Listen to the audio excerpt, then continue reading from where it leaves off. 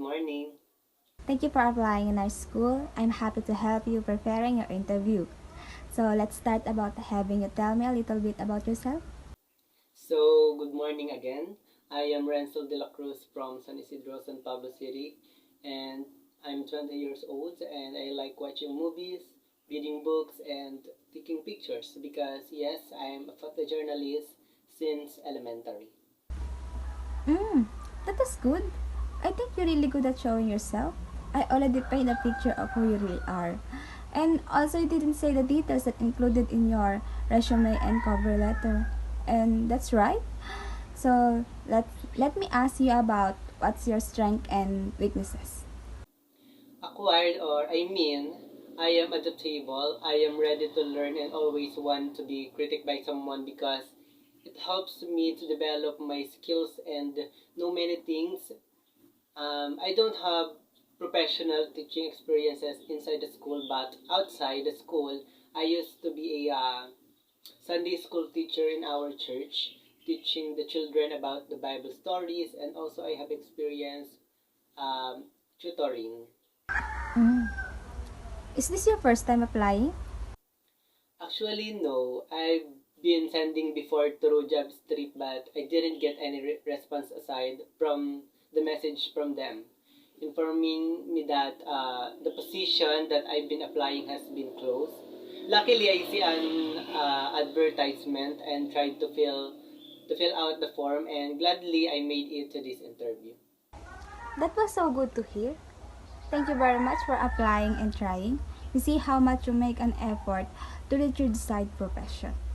Now, can you give an incident where you lose your temper? What did you do?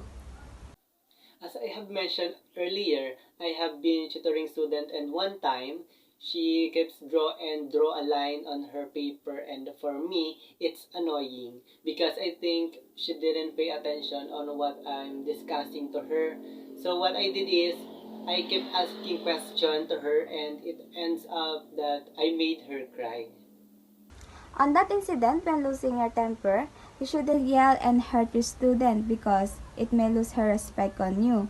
The right thing to do is help and control yourself. Practice exhale and inhale. Anyway, how will you handle a student know she have zero interest in learning? First, I will think a way to get his attention, like preparing a visual type of lesson or make the class alive by cracking a joke. So in the way I will get his attention and help him in learning the lesson that I have been discussing. That was good thinking in getting his attention in your class. Okay. Do you have any questions for me? Nothing, ma'am. As I read a lot about school, thank you for asking. Okay, that's it. I will just send a message on you about the results. Thank you very much for your time. Thanks to you too, ma'am. Hello, good morning. Good day. Thank you for applying in our school. I am happy to help you with your preparing for your interview. How about we start on having you tell me a little bit about yourself? So good morning again. I am Yasmin Ferrer, 18 years old and I currently live in Pulo, San Antonio, Quezon.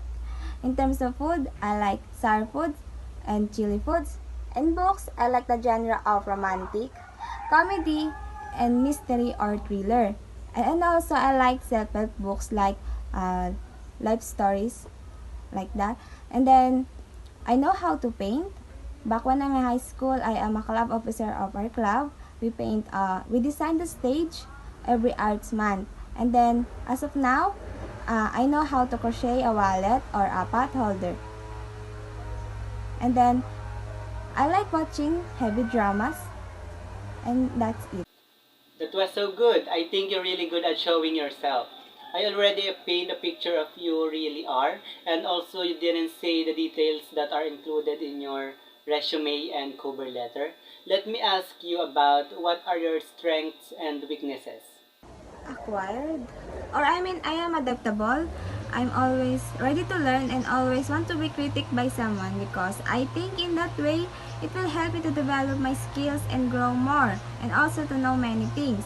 Um, In terms of teaching experience, I don't have professional teaching experience inside school, but outside the school, I am a Sunday school teacher teaching about Bible stories, and also I have experience of tutoring.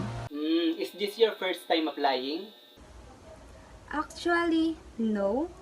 I've been sending through Job Street, but I didn't get any response aside from the message that the position that I've been applying has been closed.